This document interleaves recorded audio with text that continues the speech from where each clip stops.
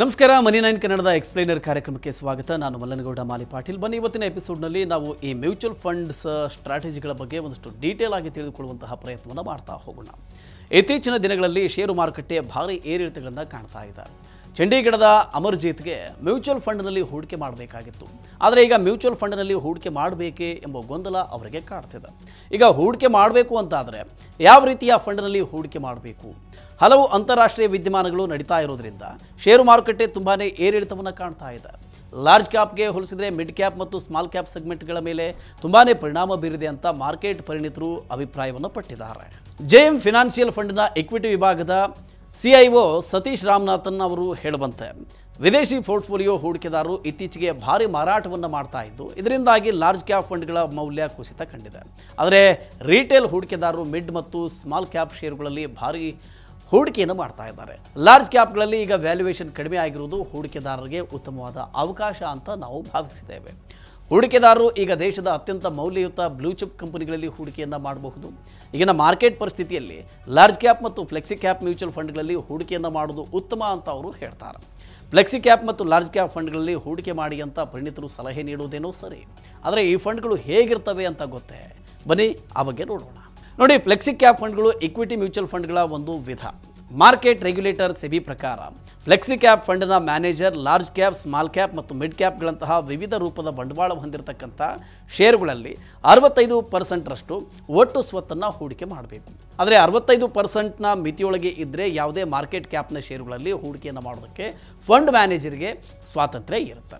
ಉದಾಹರಣೆಗೆ, ಮಾರ್ಕೆಟ್ನ ಏರುಗತಿಯ ಹೆಚ್ಚಿನ ಪ್ರಯೋಜನವನ್ನು ಪಡೆದುಕೊಳ್ಳುವುದಕ್ಕೆ ಮತ್ತು ಉತ್ತಮ ರಿಟರ್ನ್ಸನ್ನು ಪಡೆದುಕೊಳ್ಳುವುದಕ್ಕೆ ಒಂದು ಮಾರ್ಕೆಟ್ ಕ್ಯಾಪ್ನಿಂದ ಇನ್ನೊಂದಕ್ಕೆ ತ್ವರಿತವಾಗಿ ಬದಲಿಸಬಹುದು. ಮಧ್ಯಮ ಪ್ರಮಾಣದಿಂದ ಅಧಿಕ ರಿಸ್ಕ್ ತಾಳಿಕೊಳ್ಳುವ ಹೂಡಿಕೆದಾರರಿಗೆ ಈ ಫ್ಲೆಕ್ಸಿ ಕ್ಯಾಪ್ ಫಂಡ್ಗಳು ಸೂಕ್ತವಾಗಿವೆ ಮತ್ತು ಕನಿಷ್ಠ 5 ವರ್ಷಗಳ ಕಾಲಾವಧಿಯನ್ನು ಇವು ಹೊಂದಿರ್ತವೆ. ಇನ್ನೊಂದೆಡೆ ಲಾರ್ಜ್ ಕ್ಯಾಪ್ ಫಂಡ್ಗಳ ಬಗ್ಗೆ ನಾವು ಮಾತನಾಡೋದಾದರೆ, ಲಾರ್ಜ್ ಕ್ಯಾಪ್ ಕಂಪನಿಗಳ ಷೇರುಗಳು ಅಥವಾ ಸೆಕ್ಯೂರಿಟಿಗಳಲ್ಲಿ 80% ಒಟ್ಟು ಸ್ವತ್ತುಗಳನ್ನು ಹೂಡಿಕೆ ಮಾಡಬೇಕು ಅಂತ ಸೆಬಿ ಕಡ್ಡಾಯ ಮಾಡಿದೆ. ಮಾರ್ಕೆಟ್ ಬಂಡವಾಳದ ಪ್ರಕಾರ ಪ್ರಮುಖ 100 ಕಂಪನಿಗಳ ಪಟ್ಟಿಯಲ್ಲಿರುವ ಕಂಪನಿಗಳ ಷೇರುಗಳನ್ನು ಲಾರ್ಜ್ ಕ್ಯಾಪ್ ಸ್ಟಾಕುಗಳು ಅಂತ ಕರೆಯಲಾಗುತ್ತೆ. ಸ್ಮಾಲ್ ಕ್ಯಾಪ್ ಮತ್ತು ಮಿಡ್ ಕ್ಯಾಪ್ ಕಂಪನಿಗಳಿಗೆ ಹೋಲಿಸಿದರೆ ಲಾರ್ಜ್ ಕ್ಯಾಪ್ ಕಂಪನಿಗಳು ಗಮನಾರ್ಹವಾಗಿ ದೊಡ್ಡದಾಗಿರ್ತವೆ.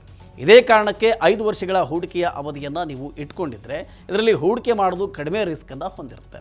ಫ್ಲೆಕ್ಸಿ ಕ್ಯಾಪ್ ಮತ್ತು ಲಾರ್ಜ್ ಕ್ಯಾಪ್ ಫಂಡ್ಗಳೆರಡೂ ಕೂಡ ಇಕ್ವಿಟಿ ಮ್ಯೂಚುವಲ್ ಫಂಡ್ಗಳ ವಿಧವಾಗಿದ್ದು, ಸಾಮಾನ್ಯ ಇಕ್ವಿಟಿ ಮ್ಯೂಚುವಲ್ ಫಂಡ್ಗಳಂತೆಯೇ ಅವುಗಳಿಗೆ ತೆರಿಗೆಯನ್ನು ವಿಧಿಸಲಾಗುತ್ತೆ. ಅವುಗಳಿಗೆ ಹೇಗೆ ತೆರಿಗೆಯನ್ನು ವಿಧಿಸಲಾಗುತ್ತೆ ಅಂತ ನೋಡೋಣ ಬನ್ನಿ. ನೋಡಿ, ಖರೀದಿ ಮಾಡಿದ 1 ವರ್ಷದಲ್ಲಿ ಮ್ಯೂಚುವಲ್ ಫಂಡ್ ಯೂನಿಟ್ಗಳನ್ನು ನೀವು ರಿಡೀಮ್ ಮಾಡಿದರೆ ನಿಮ್ಮ ರಿಟರ್ನ್ಸ್ ಮೇಲೆ 15% ತೆರಿಗೆಯನ್ನು ನೀವು ಪಾವತಿ ಮಾಡಬೇಕಾಗುತ್ತೆ. ಆದರೆ 1 ವರ್ಷದ ನಂತರ ನಿಮ್ಮ ಯೂನಿಟ್ಗಳನ್ನು ರಿಡೀಮ್ ಮಾಡಿದರೆ ನಿಮ್ಮ ರಿಟರ್ನ್ಸ್ ಮೇಲೆ 10% ಲಾಂಗ್ ಟರ್ಮ್ ಕ್ಯಾಪಿಟಲ್ ಗೇನ್ಸನ್ನು ನೀವು ಪಾವತಿ ಮಾಡಬೇಕಾಗುತ್ತೆ. ಆದರೆ ಒಂದು ಹಣಕಾಸು ವರ್ಷದೊಳಗೆ 1 ಲಕ್ಷ ರೂಪಾಯಿವರೆಗಿನ ಲಾಂಗ್ ಟರ್ಮ್ ಕ್ಯಾಪಿಟಲ್ ಗೇನ್ಸ್ ಮೇಲೆ ಯಾವುದೇ ತೆರಿಗೆಯನ್ನು ವಿಧಿಸಲಾಗುವುದಿಲ್ಲ. ಓಕೆ, ಇನ್ನು ರಿಟರ್ನ್ಸ್ನ ವಿಷಯದಲ್ಲಿ ಲಾರ್ಜ್ ಕ್ಯಾಪ್ ಮತ್ತು ಫ್ಲೆಕ್ಸಿ ಕ್ಯಾಪ್ ಫಂಡ್ಗಳು ಹೇಗೆ ಪರ್ಫಾರ್ಮ್ ಮಾಡಿವೆ ಅಂತ ಕೂಡ ನೋಡೋಣ.